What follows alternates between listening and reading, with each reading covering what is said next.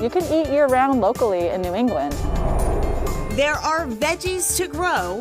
This spinach crop, for example, can go down to 26 degrees at night. Orchards to prune. It's about 1.2, 1.4 million pruning cuts a year. And lessons to impart. They learn how to grow in this climate. The snow may pile up. So most of these greenhouses can take a lot of heavy snow. But it's never too cold to eat. This is a baked brie with walnuts and cranberries. Winter farming, next on Chronicle. Good evening, everyone. Winter will be on its way out at some point soon, and planting season will get underway. But as Ted Reinstein tells us, for some farmers, the growing season never stops. Even in winter, there is still plenty to keep local farmers very busy. Hard to imagine there's much of a growing season in a New England winter.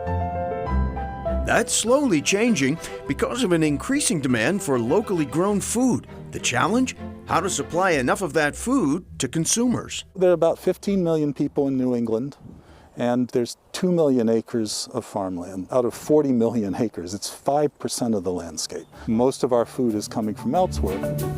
Brian Donahue is a farmer and a professor of American Environmental Studies at Brandeis University. He says that winter farming is not an anomaly. When farms can pull it off, the results benefit everyone. If it's vegetables, and it's some vegetables, if they're really fresh and local, they're just better. You're supporting a more sustainable way of growing it.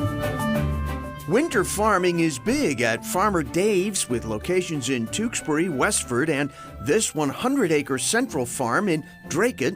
Owner Dave Dumaresque. I love to feed people good food that tastes good. When they tell me my kids jump into that CSA box and they just pull out a tomato and they start eating it raw, hearing those stories kind of reminds me that I'm doing good work every day. Since 2019, Farmer Dave's has offered a year-round community-supported agriculture, or CSA, program. Their farm stand brims with local produce available during the cold season. In the winter months now, we have nearly 500 members. In the summer, we peak out at about 2,000 members. So we're feeding an awful lot of people off of 100 acres.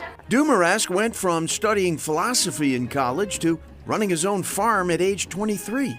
He joined the Peace Corps and worked with farmers in Ecuador and Ethiopia. Along the way, he became an expert on greenhouses, teaching winter farming in the Republic of Georgia. So most of these greenhouses can take a lot of heavy snow.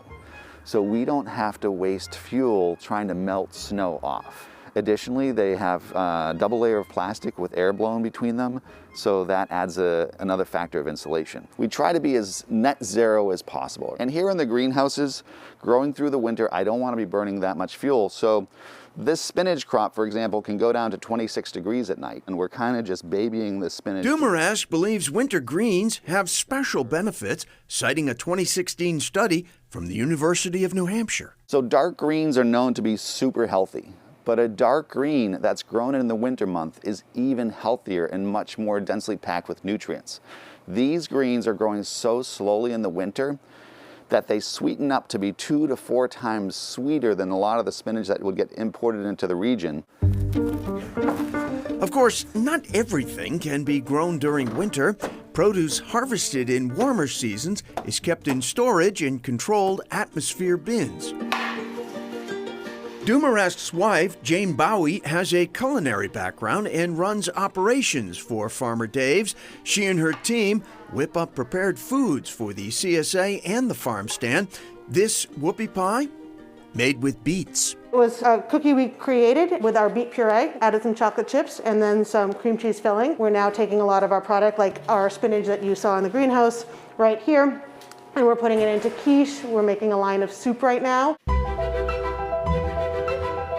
Professor Donahue says that in the future, building more farms that extend production year-round will improve access to fresh food for all. We think we could grow about half our food. We maybe grow 10% today in these particular areas that suit our climate and that make sense to grow locally.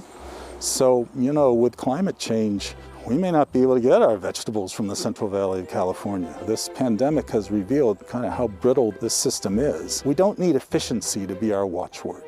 We need resilience to be our watchword. And Professor Donahue reminds us that winter farming in our region is not new. Greenhouses in the 19th century made it possible to grow some fresh produce during winter, including onions and potatoes, although that was mostly reserved for wealthy families in high-end hotels or ocean liners. As for farmer Dave, in 2021 he traveled to Tajikistan, north of Afghanistan, to help farmers learn more about basic technology to help them in their work. Coming up, support for future farmers.